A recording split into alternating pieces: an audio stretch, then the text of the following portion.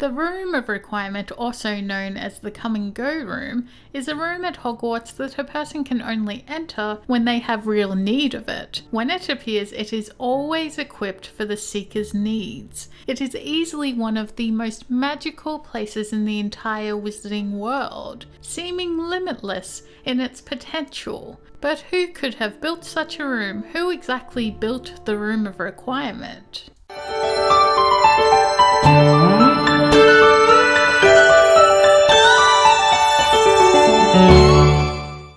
This is one of the mysteries of Harry Potter that has never been answered.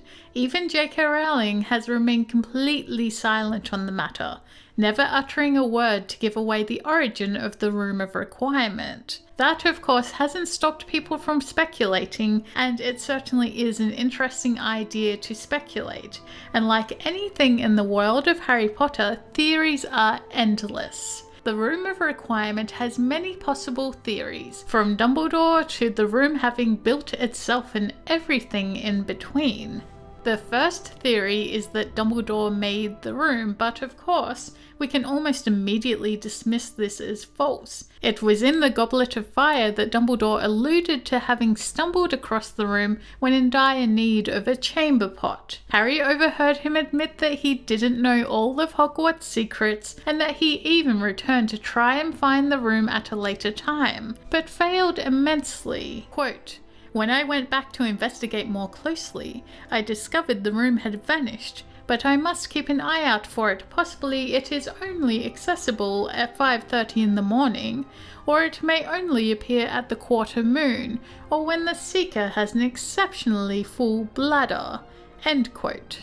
Dumbledore's offhanded speculation about the room is pretty clear evidence that he had no idea what the room was or how it worked, so we can rule him out as the one who built it. Now, another theory, and one that might just be possible, is that one of the Hogwarts founders created the room after Salazar Slytherin left Hogwarts. It is speculated that the Room of Requirement could be a secret room in response to Salazar Slytherin's secret chamber. I'm not certain if Hufflepuff or Gryffindor have the personality to create a secret room.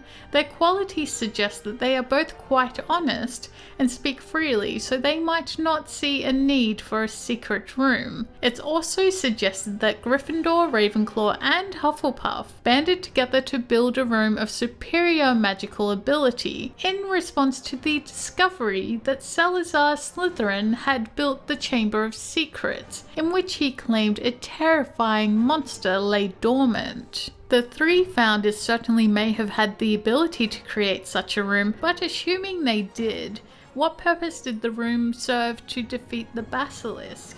The third principal exception to Gamp's law, testing your memories here, is that intentional curses cannot be reversed by magic. So anyone who was petrified by the basilisk could not be cured by anything the room could conjure up. So anyone who was petrified by the basilisk could not be cured by anything the room could provide. And it's difficult to imagine how the room could provide a way to kill the basilisk, though whether the room definitely could or not is uncertain. If the founders did band together and create a room in response to Salazar Slytherin, I'm not sure it would have been to destroy Slytherin's monster, but more likely as a place where all staff and students could find refuge from such an attack. After all, you have to remember that the founders were terrified that it would end Hogwarts. Now, the final theory comes from a single sentence from the first Harry Potter book, when we're first getting to know Hogwarts Castle. Quote, "There were doors that wouldn't open unless you asked politely or tickled them in exactly the right place, and doors that weren't really doors at all, but solid walls just pretending." End quote. Now, I don't know about you, but doors that weren't really doors at all, but solid walls just pretending, now that certainly sounds like the Room of Requirement. And if we look into that statement, politely asking a door to open, responding to it being tickled, solid walls just pretending, these are traits of something that is alive. So if Hogwarts is alive and responsive to its surroundings, it's possible it had the ability to adapt.